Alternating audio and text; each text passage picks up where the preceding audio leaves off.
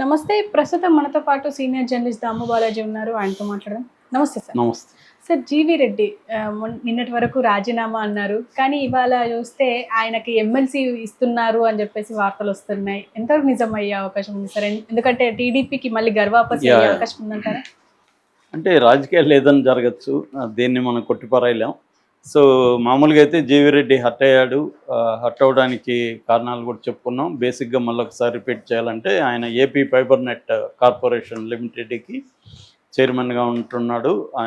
ఆయన చైర్మన్ అయిన తర్వాత ఆ కార్పొరేషన్లో, ఏపీ ఫైబర్ నెట్ కార్పొరేషన్లో గత 5 ఏళ్లలో జరిగిన అక్రమాలు, అవినీతి, వీటి మీద ఆయన దృష్టి పెట్టాడు. నిజానికి అందరూ కూడా అదే దృష్టి పెడుతున్నారు. 5 ఏళ్లలో ఏమేమి జరిగింది ఒక్కో డిపార్ట్మెంట్లో అనేది గవర్నమెంట్ ఫస్ట్ కొన్ని నెలల పాటు అదే పెట్టింది. ఏ గవర్నమెంట్ వచ్చినా అదే చేస్తుంది. గత గవర్నమెంట్లో ఏమేమి అన్యాయాలు జరిగాయి దాన్ని బయటికి తీయడం, ప్రజలకు చెప్పడం అనేది ఫస్ట్ టార్గెట్.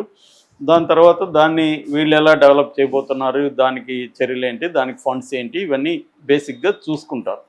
ఈయన కూడా అదే చేశాడు. దాంట్లో ఆయనకి తెలిసింది ఏంటంటే 2 రకాల ఇబ్బందులు ఉన్నాయి దాంట్లోనే తెలిసింది. ఫస్ట్ ఏంటంటే దాదాపు 500-600 మంది ఉద్యోగుల్ని అక్రమంగా పార్టీకి సంబంధించిన, వైసీపీకి సంబంధించిన వాళ్ళని పెట్టేశారు. వాళ్ళు ఎవరు కూడా అర్హులు కాదు అనేది ఈయన తేల్చి అందులో 410 మందిని తీసేశాడు. కానీ తీసేసాడంటే ఏంటి, ఈయన సైన్ చేశాడు కానీ కింద దాని ఎండి ఉన్నాడు, ఎండి దినేష్ కుమార్, ఆయన అమలు చేయాలి. ఏదైనా ఇప్పుడు చంద్రబాబు ఒక నిర్ణయం తీసుకుంటే అమలు చేయాల్సింది ఎవరు? సిఎస్, చీఫ్ సెక్రటరీ, అక్కడ నుంచి మంత్రులు అయితే ప్రిన్సిపల్ సెక్రటరీస్, వీళ్ళు నిర్ణయాలని అమలు చేయాలి. వీళ్ళు నిర్ణయాలు తీసుకుంటారు, వాటిని ఇంప్లిమెంట్ చేయాలి. అది ఇంప్లిమెంటేషన్ జరగట్లేదు. ఈయన మాట వినలేదు. వినకుండా 410 మందికి 1,50,00,000 జీతం కూడా చెల్లించారు. That is one thing. Second, జిఎస్టీకి డబ్బులు కట్టకుండా సరిగ్గా, అంటే ట్యాక్స్ కట్టకుండా అలసత్వం వల్ల దాదాపు 350 కోట్ల పైన ఫైన్ వేసింది జిఎస్టీ డిపార్ట్మెంట్. అట్లాగే చంద్రబాబు రాగానే దీని మీద విజిలెన్స్ వేశారు. విజిలెన్స్ కూడా దీంట్లో జరిగిన అవకతవకలు, ఇర్రెగ్యులారిటీస్ని కొన్నిటిని బయటపెట్టింది. అందులో ఏంటంటే కొంతమంది వెండర్స్కి అనవసరంగా ఇచ్చారు, ఆ వెండర్స్ సరిగా పనిచేయలేదు, వాళ్ళకి డబ్బులు ఇవ్వకండి అని ఈ విజిలెన్స్ కమిటీ రికమెండ్ చేసింది. కానీ ఈయనకి చెప్పకుండా, చైర్మన్కి చెప్పకుండా దాదాపు 60 కోట్లు రిలీజ్ చేసేసారు వెండర్స్కి. అంటే ఏంటంటే ఇక్కడ పైన అధికారులు, అంటే చైర్మన్ మారాడు కానీ మిగతా స్ట్రక్చర్ అంతా పాత స్ట్రక్చరే. 5 ఏళ్లలో ఉన్న వాళ్ళే ఉన్నారు. సో 5 ఏళ్లలో వాళ్ళకి అనుకూలంగా మారిపోయింది. వైసీపీకి అనుకూలంగా మొత్తం డిపార్ట్మెంటు అనుకూలంగా ఉంది. వీళ్ళు ఒక్కసారిగా రాగానే అవన్నీ పక్కకి వెళ్ళవు కదా. ఇప్పుడు అనేక చోట్ల ఇసుక కుంభకోణాలు, ఫర్ ఎగ్జాంపుల్ ఒక ఏరియాలో, ఒక టౌన్ తెనాలనుకున్నాం ఫర్ ఎగ్జాంపుల్, అక్కడ వైసీపీ నాయకుడు ఇసుక కుంభకోణం 5 ఏళ్లలో పర్ఫెక్ట్గా చేసుకుంటూ వచ్చాడు. ఇప్పుడు వీళ్ళు గవర్నమెంట్ మారింది, అక్కడ ఎమ్మెల్యే డబ్బులు తను తినాలనుకుంటాడు. కానీ వైసీపీ అతను వెళ్ళి ఏం చెప్తాడంటే, సార్ నువ్వెందుకు తినడం, నీకు వాటా ఇవ్వండి, నేనే ఇచ్చేస్తాను, మీ వాటా ఎంతో చెప్పండి, నాకంటే ఆల్రెడీ మెథడ్ అంత ఐడియా ఉంది, ఎక్కడికి పంపించాలి, ఎలా పంపించాలి, ఇవన్నీ నాకు తెలుసు, ఎక్స్పీరియన్స్ ఉంది, నేను నా పని నేను చేసుకుంటా, మీ వాటా మీకు ఇస్తా అంటాడు. ఇతను కూడా ఫైన్, మనకు పోయేదేముంది, మన వాటా మనకు కావాలి అని అతన్ని అలాగే ఉంచుతాడు. ఇలాగ చాలా చోట్ల వైసీపీ వాళ్ళే ఇప్పటికి కూడా కంటిన్యూ అవుతున్నారు. అది ఈనాడు జ్యోతినే డే 1 నుంచి రాస్తూ ఉన్నాయి. స్పెసిఫిక్గా వాళ్ళని ఎవరిని మార్చట్లేదు. ఎందుకంటే తెలుగుదేశం ప్రభుత్వంలో, ఇప్పుడున్న తెలుగుదేశం ప్రభుత్వం, కూటమి ప్రభుత్వంలో ఎమ్మెల్యేలని దండించే పరిస్థితి, కంట్రోల్ చేసే పరిస్థితి ఎవరికి లేదు. నేనే బోలెడు కేసులు విన్నాను, ఎమ్మెల్యేల అక్రమాలు, తెలుగుదేశం ఎమ్మెల్యేలు అక్రమాలని తెలుగుదేశం వాళ్ళే చెప్పుతుండడం అనేది వింటున్నాను పర్సనల్గా. అది కాకుండా సోషల్ మీడియాలో కూడా విపరీతంగా పోస్టులు పెడుతున్నారు. సో దానివల్ల ఎమ్మెల్యేలను కంట్రోల్ చేసే పరిస్థితి లేదు కాబట్టి ఎమ్మెల్యేలతో అక్కడున్న వైసీపీ వాళ్ళు కుమ్మక్కైపోతున్నారు. నువ్వు వాటా తీసుకో, నీకెందుకు కక్ష నా మీద అని. వాళ్ళకు కూడా ఒక కక్షలు ఏమి ఉండవు కదా. ఎందుకు మనం వీడిని కక్ష పెట్టుకుంటే డబ్బులు లాసు, కక్ష డబ్బా ముఖ్యం, ఏది ముఖ్యం అనుకున్నప్పుడు డబ్బే ముఖ్యం అనేది కదా ఎక్కువ మందికి ఉంటుంది. మళ్ళీ ఎన్నేళ్ళు ఉంటాం, మళ్ళీ ఎమ్మెల్యేకి వస్తుందో తెలియదు. ఆల్రెడీ 100 కోట్ల పైన ఖర్చు పెట్టాం, పార్టీకి ఒక 30 కోట్లు ఇచ్చాము, ఒక 150 కోట్లు ఖర్చు అయింది. ఈ మళ్ళీ జమిలి ఎన్నికలు అంటున్నారు, 3 ఏళ్ళు 4 ఏళ్ళలో మళ్ళీ ఒక 150 కోట్లు ఖర్చు పెట్టాలి టికెట్ వస్తే. కాబట్టి ఒక 300-400 కోట్లు ఈ 3 ఏళ్లలో సంపాదించుకోవాలి. ఇది టార్గెట్ ప్రతి ఎమ్మెల్యేకి. సో ఈ టార్గెట్ని వాళ్ళు అచీవ్ చేయడానికి వాళ్ళు మటన్ కొట్టు దగ్గర నుంచి మొదలుపెట్టి ప్రతి ఒక్కరి దగ్గర డబ్బులు వసూలు చేయడం అనేది చేస్తున్నారు. దీన్ని కంట్రోల్ చేసే పరిస్థితి లేదు. ఈ సిచ్యువేషన్ ఏవీ తెలియకుండా జీవీ రెడ్డి ఏం చేస్తున్నాడంటే తను అనుకున్నది జరగాలి, తాను పట్టిన అదేది అంటారు కదా కుందేళ్ళకి 3 కాళ్ళని ఇతను డిసైడ్ అయ్యి ఈ అమలు చేయండి అంటే జరగట్లా. వాళ్ళు ఏంటంటే నీ మాట మేము వినం అన్నట్టుగా వాళ్ళు ఉన్నారు. సో దానికి బయటకు వస్తున్న న్యూస్ ఏంటంటే ప్రతి డిపార్ట్మెంట్ని లోకేష్ కంట్రోల్లో పెట్టుకున్నాడు.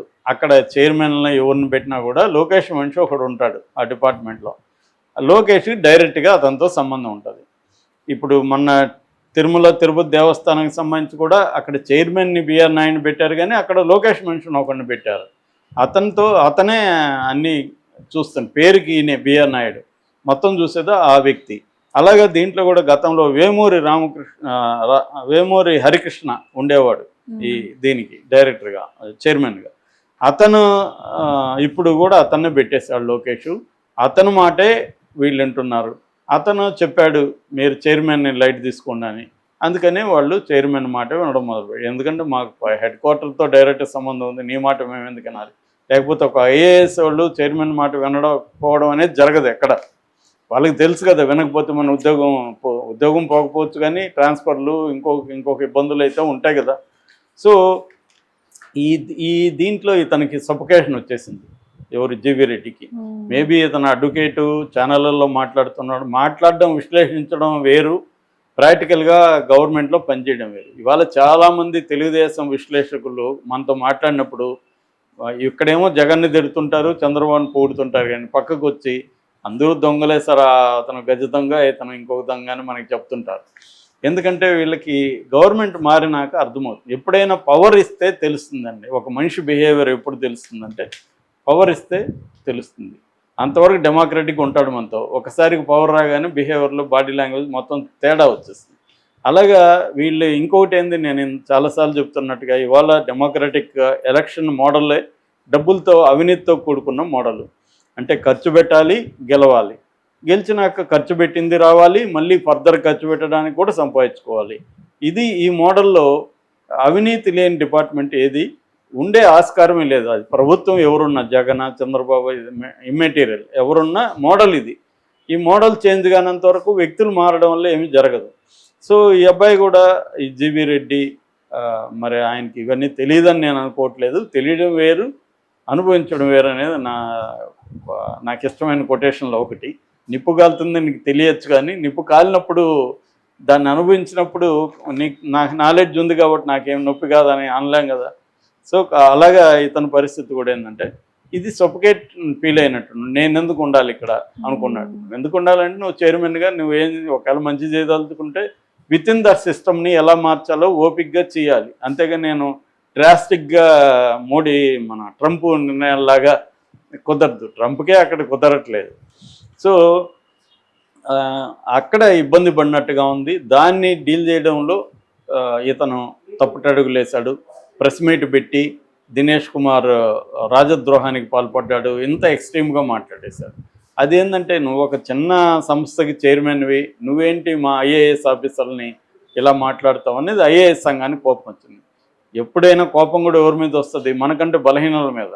బలవంతుల మీద మనకు కోపం రాదు ఎప్పుడు, కానీ కోపం వస్తే మనకి నష్టం కదా. అందుకని మనం బలహీనుల మీద మనం కోపం చూపిస్తున్నాం. అందుకని శ్రీశ్రీ బానిసకు ఒక బానిస అంటాడు.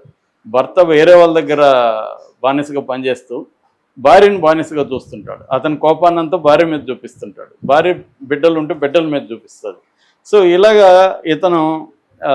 ఇతని మీద కోపం ఎంతకంటే ఎక్కువ తిట్టిన పవన్ కళ్యాణ్ మీద ఐఏఎస్ సంఘాలు ఇప్పటివరకు ఎక్కడ కోపం చూపించలేదు. ఇంకా ఘోరంగా పవన్ కళ్యాణ్ వ్యవస్థల మీద మాట్లాడాడు, గతంలో మాట్లాడాడు, ఇప్పుడు కూడా.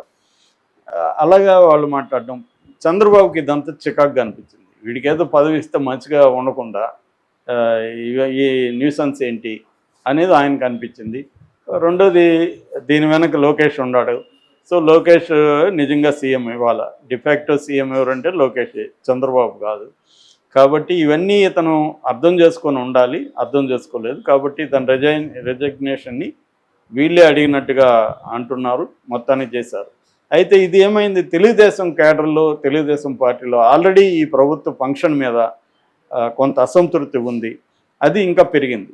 ఎందుకంటే గతంలో కూడా చంద్రబాబు మీద ఉన్న విమర్శ ఏంటంటే, ఆయన అధికారంలోకి వచ్చినాక కేడర్ని పట్టించుకోడు. అది అందరూ చేసే పని. ఇంకా జగన్ అయితే ఇంకా ఘోరం. అసలు కేడర్ని, లీడర్లని వదిలేశాడు, పక్కన పెట్టేశాడు. నేను ప్రజలే అన్నట్టుగా వెళ్ళిపోయాడు.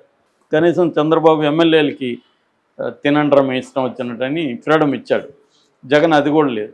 అది కొంతమంది తనకు దగ్గరగా ఉన్న పెద్దిరెడ్డి లాంటి వాళ్ళే తిన్నారు తప్ప ఎమ్మెల్యేలు అందరూ కూడా తినే పరిస్థితి వైసీపీలో లేదు. ఇక్కడ జరుగుతుంది డెమోక్రటైజేషన్ ఆ విషయంలో. సో అలాగా ఇప్పుడు వ్యతిరేకత తీవ్రంగా వచ్చింది ఈ సోషల్ మీడియాలో. దాంతో చంద్రబాబు ఇతన్ని వదులుకోకూడదు మనం, ఎందుకంటే ఇట్లాంటి వాళ్ళు కూడా కొంత ఉంటే ప్రజల్లో పార్టీకి కొంత మంచి. ఎందుకంటే ఇప్పుడు అందరూ ఎదవలే ఉంటే దాంట్లో ఒకరో ఇద్దరు ఉంటే కొంచెం బ్యాలెన్స్ అవుతుంది కదా. ఎప్పుడైనా బ్యాలెన్సింగ్ యాక్ట్ అనేది ఇంపార్టెంట్. సో అందుకని చంద్రబాబు ఇతనికి ఎమ్మెల్సీ ఇస్తాడు అని ఒక వార్త వచ్చింది. అది నిజమా కాదా అనేది తెలియదు. ఎందుకంటే వాళ్ళు కూడా ఈ అసంతృప్తిని అంచడానికి ఇలాంటి వార్త కూడా క్రియేట్ చేయొచ్చు. మేము ఎమ్మెల్సీ ఇస్తాంలే, మీరు సైలెంట్గా ఉన్నాను. సో ఆ వ్యతిరేకతని తగ్గించడం కోసం చెప్తున్నారా, లేకపోతే నిజంగానే జీవీ రెడ్డికి ఏదైనా ఇస్తారా? ఎందుకంటే అతను పార్టీకి కూడా రిజైన్ చేశాడు, ప్రాథమిక సభ్యత్వానికి కూడా రిజైన్ చేశాడు. సో మరి నిజంగానే అతను తీసుకుంటారా, అతను కూడా రియలైజ్ అవుతాడా? ఎందుకంటే ఒకసారి మొత్తం బేరీ చేసుకొని తన వైపు కూడా కొంత ఇబ్బందులు ఉన్నాయి, మనం కూడా మార్చుకుందాం, ఎందుకంటే మన కెరీర్ ఎండ్ అయిపోవద్దు అని. ఎందుకంటే అతను అడ్వకేట్, బేసిక్గా అతనికి ఒక మంచి పోస్టే వచ్చింది. దీన్ని జాగ్రత్తగా బ్యాలెన్స్ చేసుకుంటే తనకి ఇప్పుడు మంచి పబ్లిసిటీ వచ్చింది. జీవీ రెడ్డి ఎవరో తెలియని వాళ్ళకి అందరికీ ఇవాళ తెలిసింది. పైగా అతని పట్ల పాజిటివ్ పబ్లిసిటీ, ఇంత పాజిటివ్ పబ్లిసిటీ రావడం కష్టం కూడా. అది వచ్చింది కాబట్టి ఇప్పుడు అతన్ని పార్టీలో మంచి పోస్ట్ ఇస్తే మాత్రం మంచి పని చేసినట్టుగానే చంద్రబాబు. ఎందుకంటే